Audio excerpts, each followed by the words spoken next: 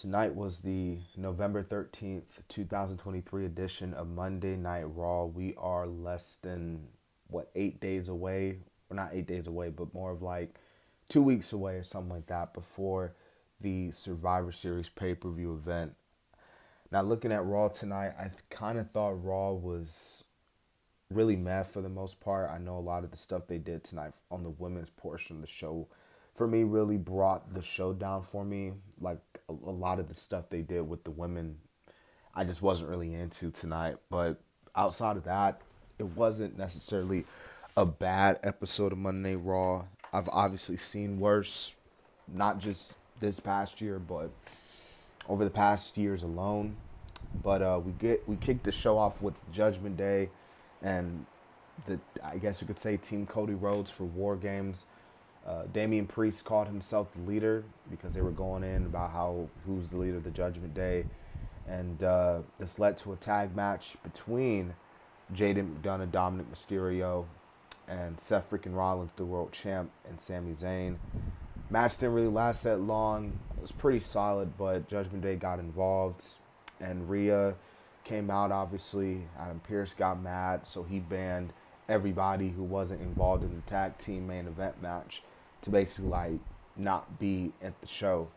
And this led to Zoe coming out. Rhea and Zoe had a promo. Rhea cut a really good promo, actually, I thought, on Zoe Stark. But Zoe's promo, I'm not going to lie, I wasn't feeling it. It did not sound convincing at all. And it's just like, that's the thing about Zoe Stark. Like, she's good in the ring, obviously, but when it comes to like, the character and the mic work, it's just like, it just doesn't really do that nothing for you. And I feel like Zoe just got demolished on the mic by Rhea Bloody Ripley.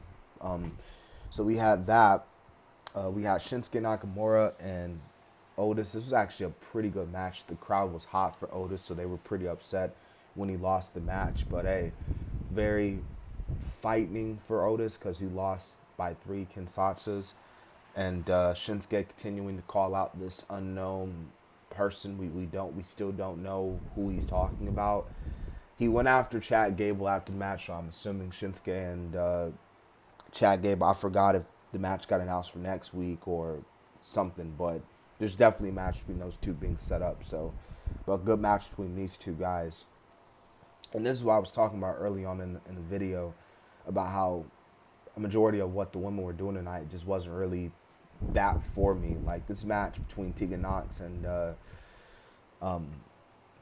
Piper Niven, excuse me.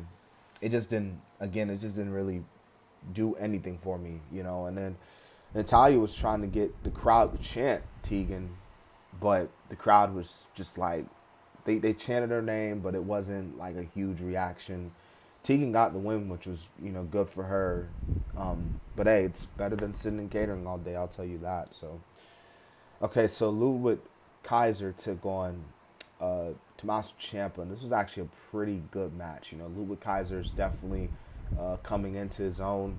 I know they haven't broke up the group yet, but he's definitely going to be one of those singles guys who's going to make it on his own. If they go in that direction where the group fully splits up.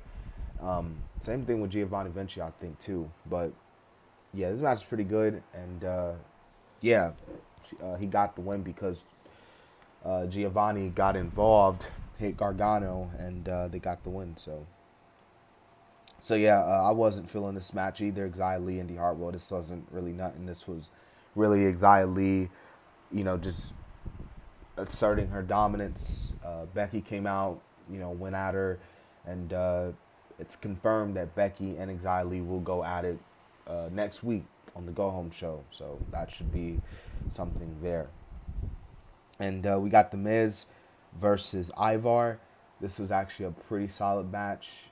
Bronson Reed was by ringside, and Bronson Reed actually the reason why The Miz got the win. And it looks like we're getting a Bronson Reed versus Ivar. It's really rare when you have these, episodic two monsters heel going at it. So this should be pretty interesting here. Definitely when the match happens, it's going to be two big men slapping meat, and it's going to be fun, and we're all going to love it. So very looking forward to that. Before I get to the main event, I do want to add on that JD McDonough, as of tonight, is officially part of Judgment Day. You know, obviously the brawl I was referencing earlier, Jey Uso was going for the spear to Damian Priest. JD pushed him out the way, and they was all like, "Look, Damian, he's got it. He's in the group now. He's earned his stripes. He's earned his scars. He's proved himself. Come on, we got to bring him into the group." And Damian Priest officially introduced him into the group. So JD McDonough is a part of Judgment Day. So hey, good for him, I guess. But yeah, this is the main event for the tag match. Pretty good, pretty crazy ending to the show. And yeah, man, like I said, overall, I thought this was outside of the women, like this was a pretty solid episode of Monday Night Raw.